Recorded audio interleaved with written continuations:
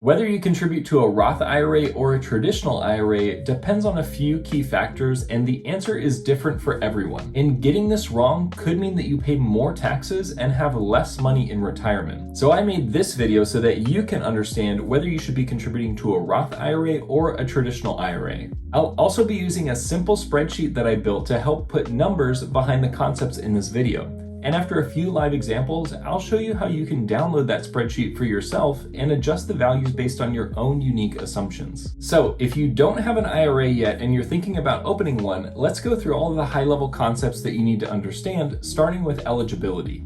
In order to contribute to an IRA, whether it's Roth or traditional, you need to have what's called earned income, which is defined by the IRS as any taxable income that you get paid by an employer. The other requirement is that you have to make more money than you contribute. So for example, you can't make $5,000 for the year and contribute $7,000. That just wouldn't make any sense. This next one is important. Roth IRAs have an income limit, which means if you make up more than $165,000 per year, you cannot contribute to a Roth IRA. But there is a legal loophole called a Backdoor Roth IRA that allows high-income earners to contribute to a Roth IRA regardless, and I will cover that process a little bit later in this video. Traditional IRAs, on the other hand, have no income limit. You can contribute to these accounts no matter how much money you make. Speaking of contributions, there is a limit to how much you can contribute to both a Roth IRA and a traditional IRA, and that limit is $7,000 per year for both 2024 and 2025.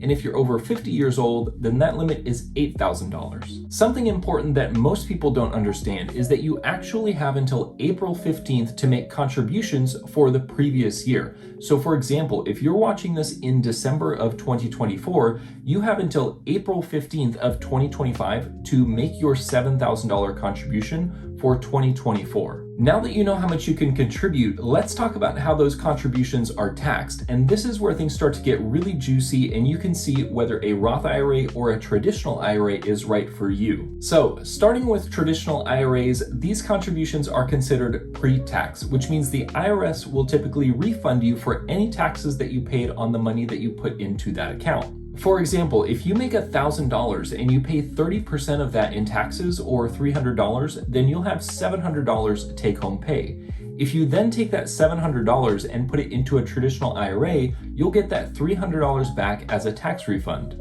Contributions to a Roth account, on the other hand, are considered post-tax contributions, and you will not get a tax refund upfront on that money. Now, this might sound like the traditional IRA is a better deal, but there's one more difference that we need to talk about, and that is the growth of your investment in each of these accounts. While traditional IRAs have an upfront tax benefit, you will have to pay income taxes on the gains of your investments in retirement. For example, if you contribute $7,000 per year for the next 40 years at an 8% return, you'll have close to $2 million. But since $1.7 million of that is from growing your investments, you'll owe taxes on those gains based on your income tax when you withdraw the money. Roth IRAs, on the other hand, are able to grow completely tax-free because you already paid taxes on that money when you contributed to the account. So for example, if you contribute that same $7,000 and it also grows to $2 million over 40 years, then that $2 million is 100% yours to keep in retirement tax-free.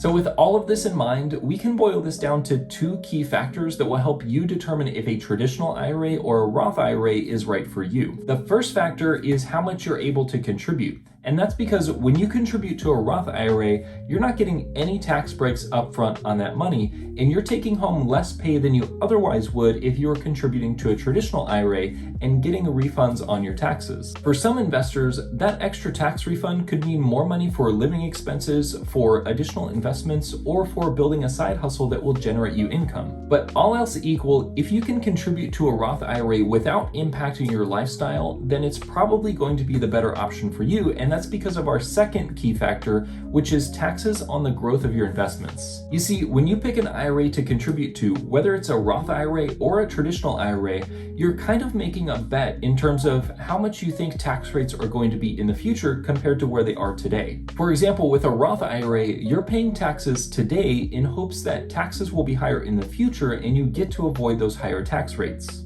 In fact, this is a common strategy for younger investors who will likely make more money and therefore be in a higher tax bracket in retirement. With a traditional IRA, however, you're kind of betting that your taxes will be lower in the future, which can be the case for many individuals. So next, let's use this spreadsheet that I built to go through a live example, and then afterwards, I'll show you how you can download it for yourself and adjust the figures to match your unique situation. So let's say I'm starting with $0 and I'm willing to contribute $7,000 to my retirement. I'm also currently in the 24% tax bracket, and towards the end of my career, I expect to be in the second highest tax bracket at 35%. And for this example, we're gonna go with an 8% per year return on investment for our assets. I think that's a pretty good range because the stock market tends to return somewhere between 7 to 10% per year. And so you can see here in the calculator that my Roth IRA would grow to almost $2 million, and all of that investment would be tax-free. But for the traditional IRA, I'm gonna need to pay 35% in tax on all those investment gains on my retirement. So while the account also would have grown to $2 million, assuming that I pay all that tax in retirement, I'll only be left with more like $1.4 million. In fact, in most cases, the Roth IRA is going to generate more long-term wealth, assuming that you're willing to contribute the same amount to either account. There are a few fringe cases where the traditional IRA may result in more money than the Roth IRA, and that's why I made the spreadsheet so that you can see if you fall into that gray area. In fact, that's probably why the IRS has an income limit on the IRA where you can't contribute if you make more than $165,000 per year, and that is because the account is so attractive and they don't want high earners abusing it and create billions of dollars in tax-free wealth. But I did mention earlier that there is a legal loophole that a lot of high-income earners use to contribute to a Roth IRA, and that is called a backdoor Roth IRA. All this is where you contribute to a traditional IRA, since there are no income limits on the traditional IRA, and then you either call up your broker or you fill out an online form depending on who you have your account with, and you simply request that your traditional IRA account be rolled over to a Roth IRA.